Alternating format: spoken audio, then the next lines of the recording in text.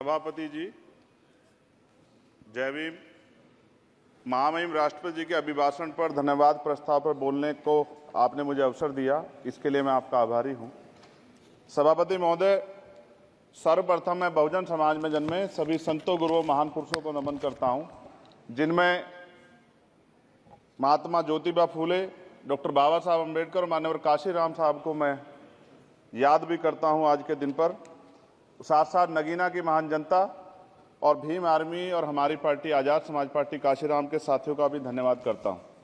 इसके बाद अपने कुल गुरु जगत गुरु सदगुरु रविदास जी महाराज को भी मैं नमन करता हूं, जिन्होंने दुनिया को लगभग 600 साल पहले बेगमपुरा शहर के रूप में दुनिया का सबसे महान लोकतांत्रिक दर्शन दिया।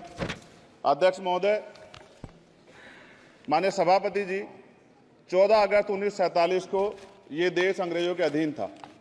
15 अगस्त 1947 को हम लोग आज़ाद हुए। 16 अगस्त 1947 को देश आज़ादी में था, लेकिन धन धरती राजपाट में बंटवारा नहीं हुआ। जो साधन संसाधन थे उनमें बंटवारा सही रूप से न होने के कारण एक बहुत बड़ी आबादी सुविधाओं से वंचित और सम्मान से वंचित रह गई। उनको सम्मान देने के लिए और अंतिम व्यक्ति तक सुविधाएं पहुंचे, इसके लिए लोकतंत्र की व्यवस्था हुई। लेकिन आज़ादी के 70 साल बाद भी हम कहाँ खड़े हैं, इस पर ये चिंता का विषय है। मैं मानता हूं कि सामाजिक न्याय तभी होगा माननीय सभापति जी, जब जातीय जनगणना पूरी होगी और जातीय जनगणना कराई जाएगी और साथ साथ संख्या के आधार पर आरक्षण जो है वंचित वर्गों का बढ़ाया जाएगा। उसके साथ साथ जब राष्ट्रपति जी अभिभाषण पर बात रख रही थी तो उन्होंने शहरी और ग्रामीण क्षेत्रों के विकास की बात कही और ये भी कहा कि दुनिया में सबसे उत्तम शहर हमारे यहाँ बने।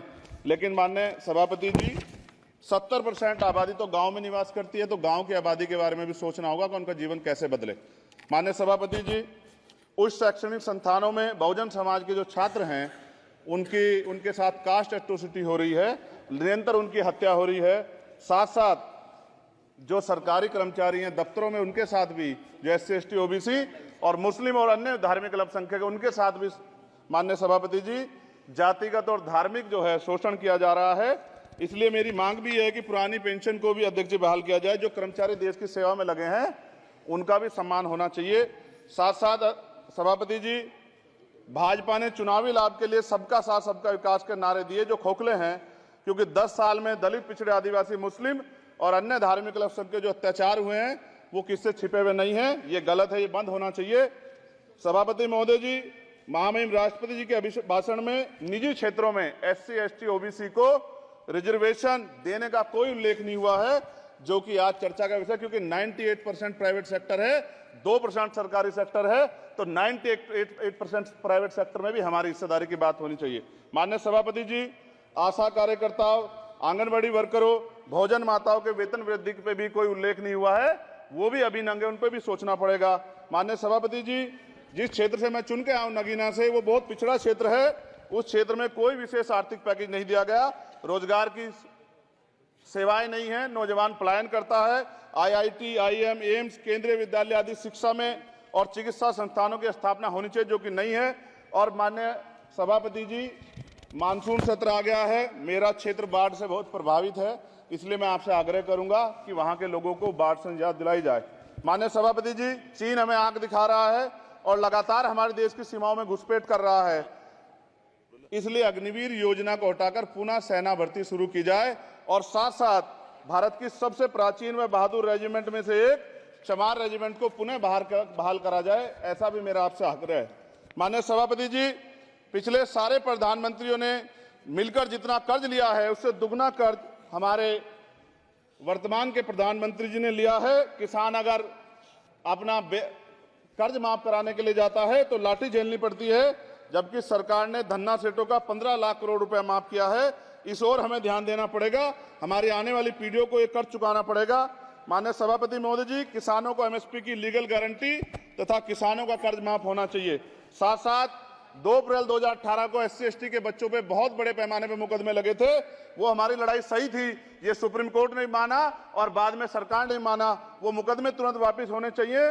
माननीय सभापति जी, प्रेस जो है उस पर भी शिकंजा कसा जा रहा है।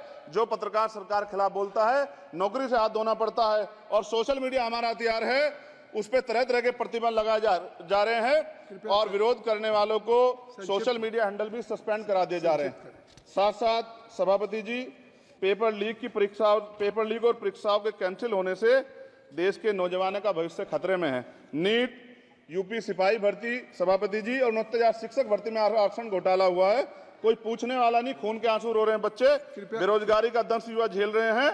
इसलिए मेरा आग्रह है कि युवाओं के लिए कृपया समाप्त करें चंद्रशेखर। माननीय सभापति जी, मैं पहली बार बोल रहा हूं, आप कहेंगे मैं बैठ जाऊंगा, मैं आपकी बात, मैं संवैधानिक मर्यादा का पालन करूंगा, मगर हम तो माननीय सभापति जी सुन ही रहे हैं। आप बोलिए, 1 मिनट। धन्यवाद एक मिनट और बोलिए। अध्यक्ष सभापति जी, नारी सम्मान की बात करने वाली सरकार, हमने मणिपुर देखा सर, हमने पहलवान बेटियों का हर्ष देखा सर, और हमने सर हाथरस की बेटी का हर्ष देखा सर, और हाथरस के परिवार को जो वादा किया था सरकार ने वो भी पूरा नहीं किया।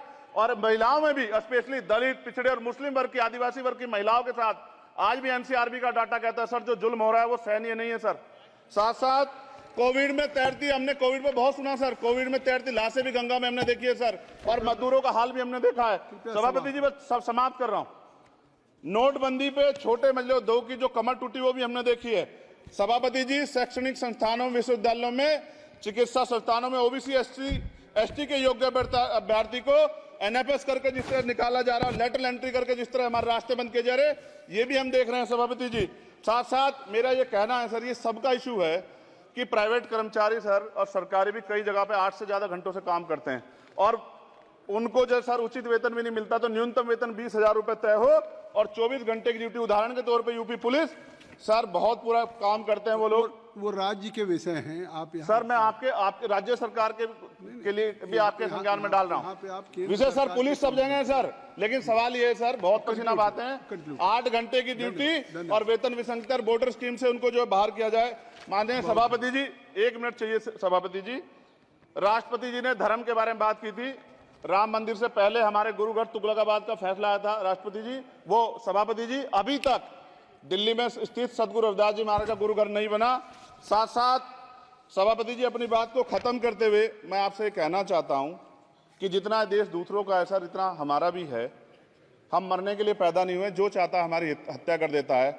मूछे रखने पे, घोड़ी पे बैठने पे, मटकी छूने पे हमारी हत्या हो रही है। क्या बदला है सर 70 साल बाद भी? दलित, पिछड़े, मुसलमानों पे हिंसा नहीं रुक रही है सर। मेरा आपसे संरक्षण के साथ ये आग्रह है कि इन घटनाओं को रोका जाए, और देश किसी की बपोती नहीं है, देश संविधान से चलता है सर, और संविधान से चलेगा। संविधान छेड़खानी बर्दाश्त नहीं की जाएगी सर। धन्यवाद।